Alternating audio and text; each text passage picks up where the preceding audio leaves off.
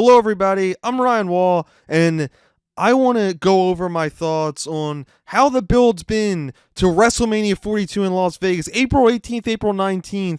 But before we get into that, some big things have happened recently on Monday Night Raw at Madison Square Garden. They were at the world's most famous arena, and let's get into it because it started hot. We had a surprise appearance by Cody Rhodes, followed by a surprise appearance by Stephanie McMahon, which, besides her getting inducted into the Hall of Fame and kind of more promo stuff like that, we haven't really seen her in an on-screen role where she was part of a program, part of a storyline. We haven't really seen much of that from Stephanie McMahon, but we saw that against Cody Rhodes. She got in his face. It was a little bit reminiscent of her heel Stephanie back when she was with Triple H and in the Authority years ago, and she was kind of planting seeds of doubt into Cody's head and making Cody once again the underdog, saying to him that he needs to go to a different place if he's going to be this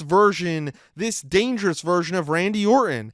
And Cody was responding and was very adamant that she really brought something out of him and that she can, and he thanked her at the end after she slapped him in the face, and he was saying that it's not student versus teacher, that he's on Randy Orton's level, and all of that stuff and all of their history has brought them to this moment, and he thinks and feels that he's ready to stand toe-to-toe with Randy Orton at WrestleMania, and I loved it. I really thought this was a great open to Raw at MSG. I thought it was really good, and it was a really nice surprise twist because we've seen physicality between Randy and Cody. We've seen them go back and forth on the mic, but this was kind of a new added layer, and I loved the line when Stephanie said, "You're not your father," and then Cody Rhodes said that "You're not yours either," which got a great pop from the crowd, and it makes you think who was on the phone with Randy Orton throughout the past couple of weeks. Could it be Vince McMahon?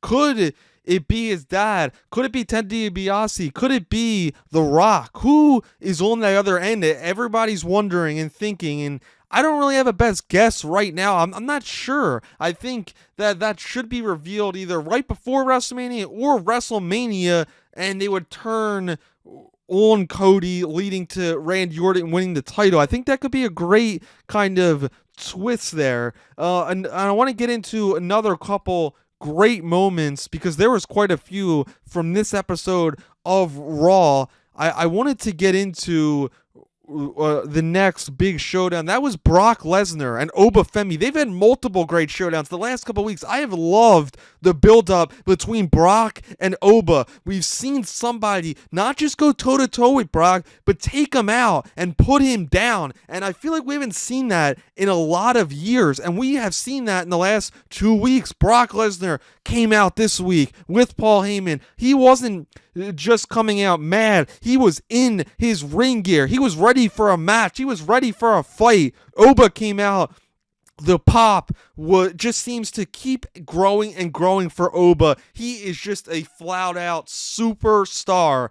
But we saw Paul Heyman, Triple H come break it up between them, and they didn't get the touch. I kind of liked that we saw that because, to me, I don't want to see those guys go toe-to-toe, exchanging blows, and I don't want to see physicality between them. Maybe even another time before Mania. I want to see the big showdown at Mania, and I think we'll see just that. And moving on, an unexpected thing, we saw Paul Heyman go out to the ring, call out Seth Rollins. Adam Pearce announced that Seth Rollins is cleared to compete in in-ring competition. Paul Heyman looked shocked. He didn't know that.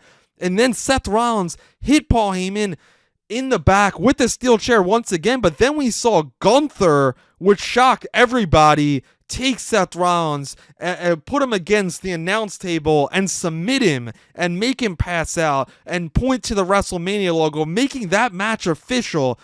And although both of their paths seem uncertain, it seemed like maybe Seth and Braun, it maybe seemed like Gunther and Ray for weeks, but Ray got injured. I have loved this pivot. I think this is going to be an excellent match, and although it's not a month in advance, they still have a couple good weeks of television where they could tell a story between Seth and and Gunther, because those are two of the best wrestlers in WWE right now. And I think they're going to deliver one of the best matches of WrestleMania 42. I really love it, and I think it came out of the blue. Maybe it was a pivot, maybe it wasn't, but I kind of like when things happen that you're not always expecting, and that's what I loved about this.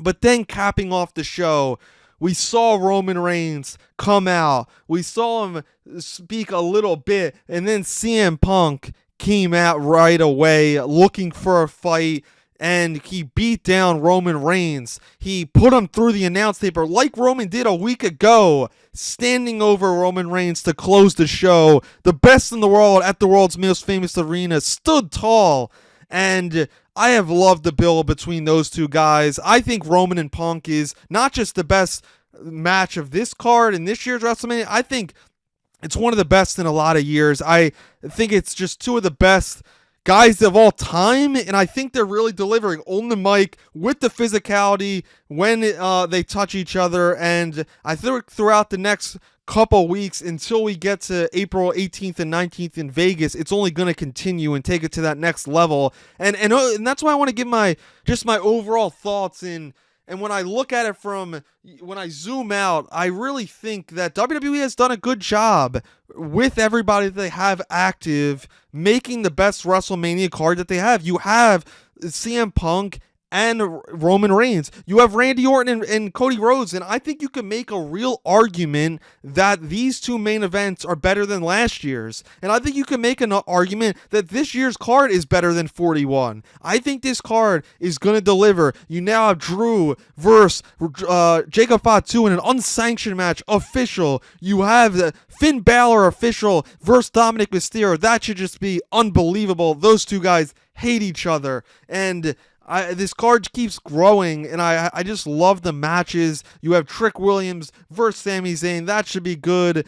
And I really like how it's taking shape. And they're still over 2 weeks away for WrestleMania, but I think WrestleMania 42 is going to deliver. Everybody, please subscribe down below. I'm Ryan Wall. I'll be with you guys throughout the road to WrestleMania 42. Thanks for tuning in, and I'll see you next time.